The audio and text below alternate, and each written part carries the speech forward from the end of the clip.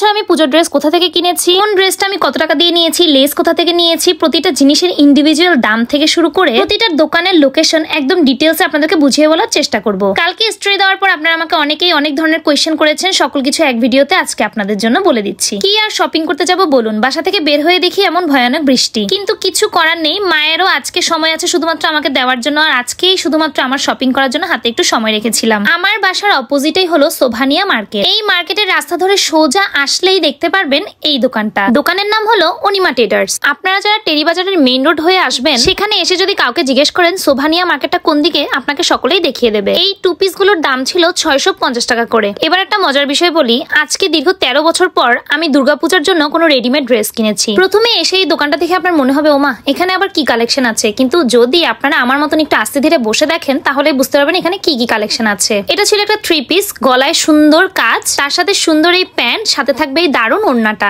এই ফুল সেটটার প্রাইস ছিল 1100 টাকা। আর তাদের কাছে প্রতিটা ড্রেসেরই অনেকগুলো সাইজ ছিল। তাদের কাছে বিভিন্ন স্টাইলের ড্রেস ছিল, সুতি থেকে শুরু করে কটন, সিল্ক, লিলেন, আরো অনেক ধরনের। সবচেয়ে মজার বিষয় হলো তাদের দোকানে আমি একদম অথেন্টিক আড়ং স্টাইলের ড্রেসও দেখেছি। আপনারা চাইলে ঘুরে আসতে পারেন, অনেক রিজনেবল প্রাইসে পাবেন। আমার মনে হয় না টেরি বাজারে আর কোথাও এই ধরনের 2 পিস অথবা 3 পিস আপনারা এত কম দামে পাবেন। তাদের দোকানে এত কালেকশন, এক ভিডিওতে এত কিছু দেখানো সম্ভব হয়নি। আমি প্রথমে এই দোকান থেকে দুটো ড্রেস নিয়েছি, একটা নিয়েছি 1100 টাকা দিয়ে আর একটা নিয়েছি 650 টাকা দিয়ে। এবার সোভানিয়া মার্কেট মানে আমার বাসার গলি থেকে বের হয়ে মেইন রোডে আসলাম এইবার পুজোয় এই জামাটা বানাবো বলে। আমার কাছে দুর্গাপুজো মানেই হলো গজ কাপড় দিয়ে সুন্দর সুন্দর নতুন নতুন ড্রেস বানানো। আর যেহেতু আমার মা দীর্ঘ 13 থেকে 12 বছর ধরে সেলাইয়ের কাজ করছে, প্রতি বছরের মতনই মার হাতে অর্ডারের কাজের এতই প্রেসার ছিল, মাকে অনেক রিকোয়েস্ট করে বললাম তুমি আমায় প্লিজ একটা ড্রেস অন্তত বানিয়ে দাও। পুরো ড্রেসটাতে যে অফ হোয়াইট কালার ফেব্রিকটা ছিল আমি একদম পিওর অফ হোয়াইট কালার না নিয়ে একটু হোয়াইটিশ রাখার চেষ্টা করেছি। আর আমি আমার ফুল ড্রেসটার জন্য যে কাপড়টা সিলেক্ট করেছি সেটা হলো সিমার সিল্ক, যেটা আমি 5.5 গজের মতো নিয়েছিলাম। বুকের অংশে আর হাতের অংশে যে কাজটা ছিল সেটার জন্য ভাবছিলাম এই দুইটার মধ্যে কোনটা বেস্ট হবে। এরপর আমি এই কাপড়টা নিয়েছি, মনে হচ্ছিল এটাই সবচাইতে ভালো মানাবে। আর এই কাপড়টার নাম হলো খাদি কটন, যেটার গজ পড়েছিল 300 টাকা। এই কাপড়টা আমি কেবলমাত্র 12 গিরা কিনেছি। আর পুরো ড্রেসের জন্য যে হোয়াইট কালারের সিমার সিল্ক কাপড়টা নিয়েছিলাম সেটার গজ পড়েছিল 150 টাকা। আমি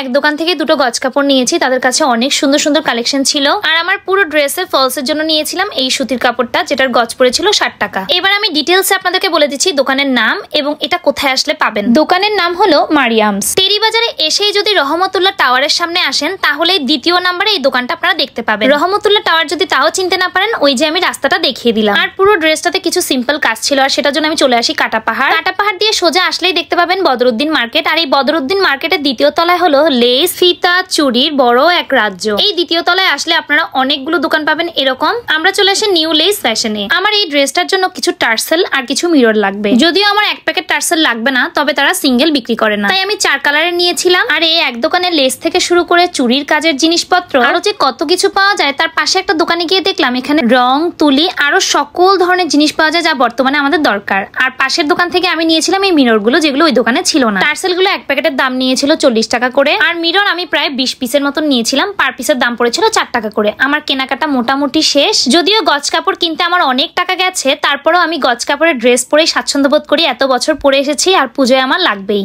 পুজোর শপিং দাম দেখাও দেখো। গত বছরের দুর্গাপূজার ড্রেস এই বছর 1 মাস আগে সেলাই করে দিছ, মানে গত বছরের দুর্গাপূজার ড্রেস এই বছর পরাচ্ছ। আর এই বছরটা কি এই বছর পরাবে না সামনের বছর? প্রতি বছরই আমি 4 থেকে 5টা ড্রেস কিনলেও মা কেবলমাত্র 1 থেকে 2টো ড্রেসই সেলাই করে দেয়। এবার যেহেতু বার্থডেতেও অনেকগুলো ড্রেস গিফট পেয়েছি আমার স্টুডেন্টদের পক্ষ থেকে, আর এত রিজনেবলের মধ্যে 2টো রেডিমেড ড্রেস পেয়ে গেছি, তাই এবার একটাই গজ কাপড়ের ড্রেস নিলাম।